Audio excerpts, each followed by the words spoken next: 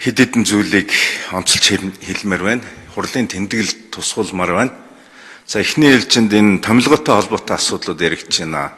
Их хурлын дарга маань энэ дээрээс албан ёсоор хэллээ. Өмнөх Монгол банкны ерөнхийлөгч бол маш таарах ажилласан.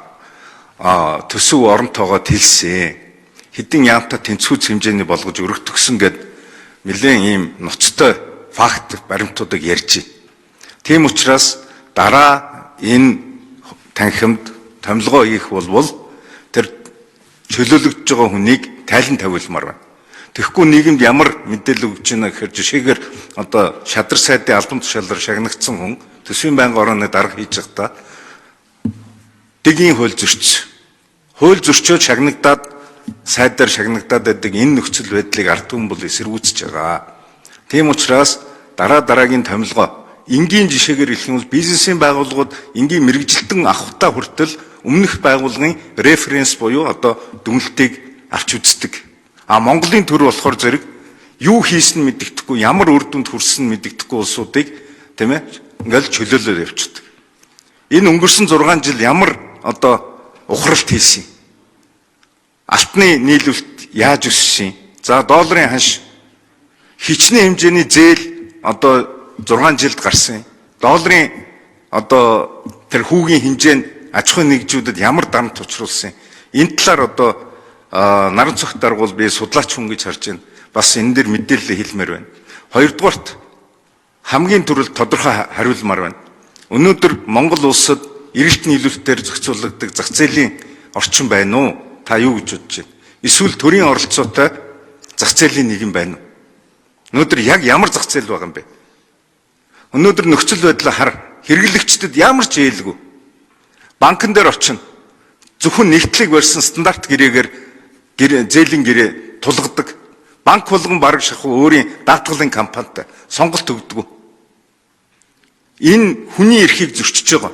Хэрэглэгчийн эрхийг зөрчиж байгаа. Маш олон асуудлууд ил байгаад байхад өнөөдөр хинч дуурдаг. За дээрэс нь өнөөдөр гадаа бензиндээ орж ирж байна. Өнөөдөр бензин олдохгүй. Гэтэл Монгол банкны асуудлыг хөндөд тэр репо зээл ямар явцтай яваа юм. Нэг их 80 төгрөгийн репо зээл гаргаж байгаа. Та тэр тал дээр байр суурь илэрхийлээд бодлого ямар ажиллаар эхлэх юм бэ гэдгийг хариулмаар. За тэгээд дараагийнх нь зүйл за энэ минут тусах чинь тодруулъя. Хариулт авчаа. За бүрүү даваа гишүүн амьдрал ярьж байна. Тодорхой асуудлыг одоо хөндөж байна. Тэгээ наран цогт дарга хариулъя. Энэ эдийн засагч хүн бас бодтой асуудлыг ярьж шүү. За өнгөрсөн хугацааны цэлт бол үнэхээр өнөөдрийн хөөсрөл энэ мөнгөний үн цэний үнэлт гэдэг энэ өнөөдрийн хямралын ирмэг дээр авчирсан нөхцөл байдал үүсгэсэнтэй бол тэнтэй би санал нэг байна. За ер нь бол бид нар нээлттэй эдийн засаг зах зээлийн ийм эдийн засгийг сонгосон чөлөөт эдийн засагтай улс төрийн зохицуулалт байгаа.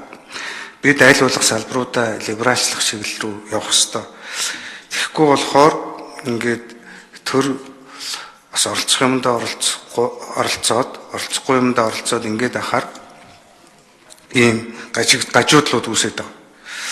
Тэгэхээр бид нар ер нь мэдээж огцомдуулж зах зээл дээр огцом ийм хямралыг үүсгэж болохгүй, огцом савлгааг үүсгэж болохгүй. Гэхдээ аажмаар энэ нефтийнхээ асуудлыг ч гэсэн бид нэр бодит юмруу л явуулах ёстой байсан. Гэтэл бол ингээд олон жил Төв банкнаас санхүүжилт хийгээд ийм байдалд явж байгаа нь бас миний хувьд бол бас буруу, энийг үе шаттай бид нар бас зах зээлийн зарчим руу бол явуулах ёстой. За банкуд дээр ч гэсэн яг энэ харьцангуй бол манайх бас энэ төлбөр тооцооны систем, хүртээмж юмараа бол нэлээдгүй сайжирсан.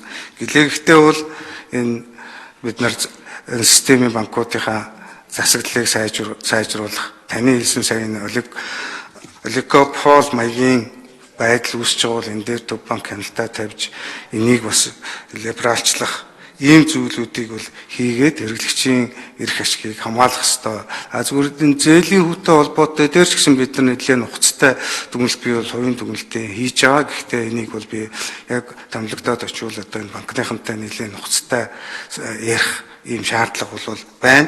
Эрэлт өөрөө бас их байгаа. Эрэлтэн ч байгаа, нийлүүлэлтэн ч нэмэгдэж байгаа. Тэгээд энэ зах зээлийн тодорхой нөхцөл байдлуудаас болоод зайлшгүй өнөөдрийн ийм өндөр инфляцтай байгаа үед бол зээлийн хүүг энэ инфляцийн түвшнээс зэрэг зүйлээд юм уу доошлуулах юм боломж бол байхгүй. Энэ бодлогын хүүгээр энэ асуудал зохицуулагдаж байгаа гэдэг зүйлийг танд хэлье. Мэдээж бид энэ бүх зүйлээ зөв чиглэлд салбаруудаа зөв либералчлах чиглэлүүд явж иж бид нар манай эдийн засаг, манай энэ зах зээл бол яг бодит төрсөн дээрээ бууж, яг бодит зах зээлийнхээ зарчим шилжин, энэний дараа бүх зүйл бол төрийн оролцоо айлуулах багасж, ингээд зүйл бол ном ёсоор явах юм аа гэдэг зүйлийг хэлье. За наран цогт дарагт одоо маш тодорхой хариултыг та нэг цаасаар өгөрөө гэж хүсмээр байна. Ялангуяа тэр репо зээлтэй холбоотой ямар том аж ахуйн нэгжүүд ер нь эдгээрт хамрагдах гэдэг байгаа юм. Бодлого нь юу юм? Цаг хугацааны төлөвлөгөө юу юм гэдгийг та миний өнөөдрийн төлөвлөгөөгөр бол та өнөөдөр ингээд их хурлаас дэмжлэг аваад албан тушаал авах гэж бодож байна. Тэм учраас албан тоотоор тэр репогийн асуудал, за нийт долларын энэ зөрүүнд аж ахуйн нэгжүүд хэрхэн охирч байгаа, иргэд хэрхэн охирч байгаа талаар мэдээлэл авмаар байна. Мөн дараагийн асуудал нь юу гэхээр энэ том компаниуд бүгд банктай байдаг.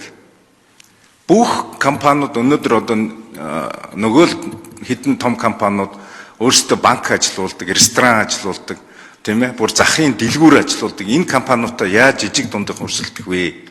Тийм учраас та эх оронч зан одоо гэдэг чиглэл гаргаж энэ бүхнийг зэгцлэх ёстой шүү гэж хэлмээр.